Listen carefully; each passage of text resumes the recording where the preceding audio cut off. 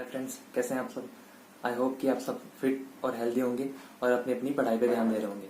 दोस्तों, जैसे कि हमारे पास एक टॉपिक है मीन्स ऑफ प्रोडक्शन, या अब हम बोल सकते हैं मोड्स ऑफ प्रोडक्शन।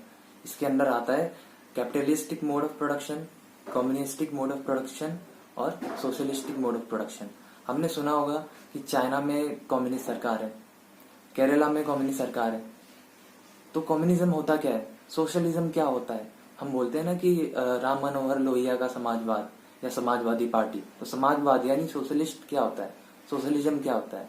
और साथ में ही कैपिटलिस्ट, हम बोलते हैं कि यूएस एक कैपिटलिस्ट स्टेट है। तो कैपिटलिस्ट से मतलब क्या है, यानी कैपिटलिज्म क्या होता है, सोशलिज्म क्या होता है और कम्युनिज्म क्या होता है, इसके बारे में हम इस वीडियो में बात करेंगे। सबसे पहले मैं आपको बताता हूँ, हमें ये सारी चीजें, ये सारी आइडियोलॉजी समझने के लिए ये समझना होगा कि मीन्स ऑफ प्रोडक्शन क्या होता है। मीन्स ऑफ प्रोडक्शन क्या होता है, वो सभी तरीके, यानी वो सभी तरीके जिनको हम अपनाते हैं ताकि हम गुड्स और प्रोडक्ट को प्रोडक्शन कर सके, उनको हम बोलते हैं मीन्स ऑफ प्रोडक्शन।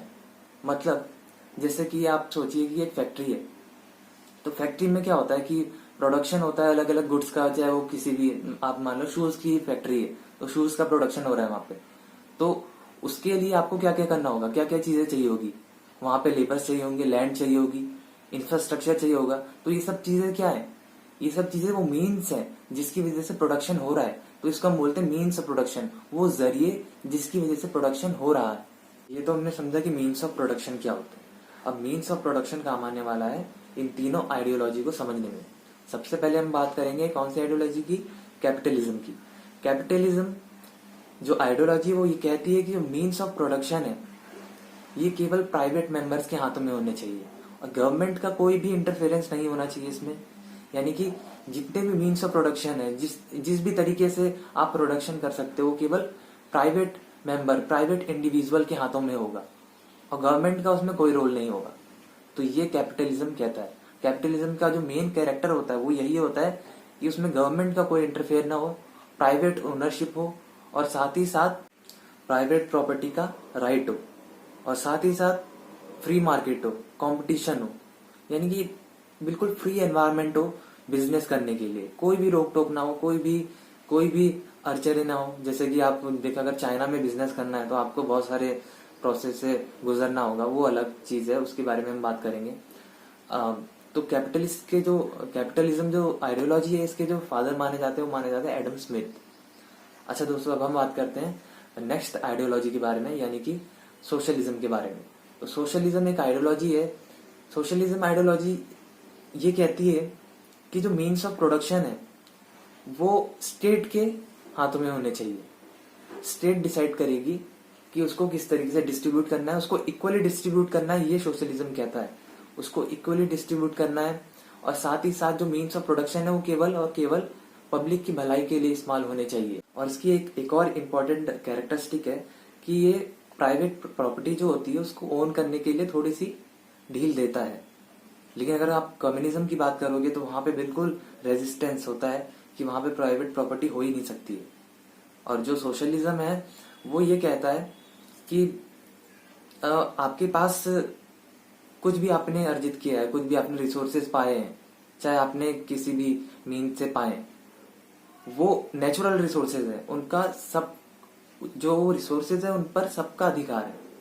ये सोशलिज्म कहता है। अगर आपने वेल्थ क्रिएट की है, यानी मान लिया कि अगर जेफ बेजोस है जो सबसे अमीर इंसान है, ठीक है, तो उन्होंने रिसोर्सेज जितने कलेक्ट किए हैं, सोशलिज्म ये कहता है कि वो उनके नहीं है, उन पे सभी का अधिकार है, सबका बराबर का अधिकार है। ये सोशलिज्म कहता है कि रिसोर्सेज नेचर ने दिए हैं और उन पर सबका बराबर का अधिकार है।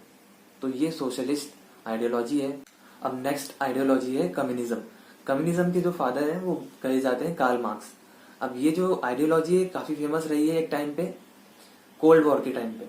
कोल्ड वॉर के टाइम पे काफी फेमस रही है।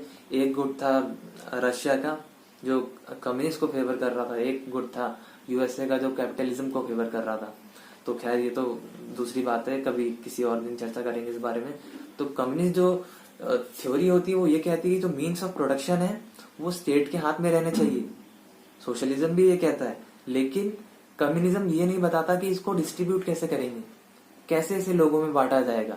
बराबर बांटा जाएगा, किस तरीके से बांटा जाएगा इसे, ये नहीं बताया गया है कम्युनिज्म में। कम्युनिज्म की एक बात और ये है कि सोशलिज्म कहता है कि हम सोशलिज्म लाना चाहते हैं तो इसके लिए हम डेमोक्रेटिक वे, थोड़ा सरलता से लाना चाहते हैं, डेमोक्रेटिक वे अपनाना चाहते हैं। लेकिन कम्युनिज्म कहता है कि अगर वायलेंस का भी रास्ता अपनाना पड़े तो उसमें भी हम नहीं झुकेंगे। और दूसरी बात यह है कि ये क्लासलेस सोसाइटी और स्टेटलेस सोसाइटी की बात करता है। क्या ये पॉसिबल है? आज के कॉन्टेक्स्ट में अगर हम ये सोचें क्लासलेस सोसाइटी और स्टेटलेस सोसाइटी, तो ये बिल्कुल भी पॉसिबल नहीं लगती है। तो दोस्तों ये थी तीनों थ्योरी। मैंने आपको बताया कि मीन्स ऑफ प्रोडक्शन क्या होता है, सोशलिज्म क्या होता है, कम्युनिज्म क्या होता है, और समझ गए होंगे आप।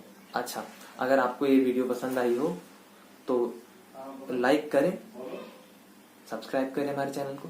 और हाँ, अगर आपको लगता है कि मुझे और वीडियोस बनानी चाहिए ऐसी इन टॉपिक्स पे, तो कमेंट जरूर करें। Thanks for watching.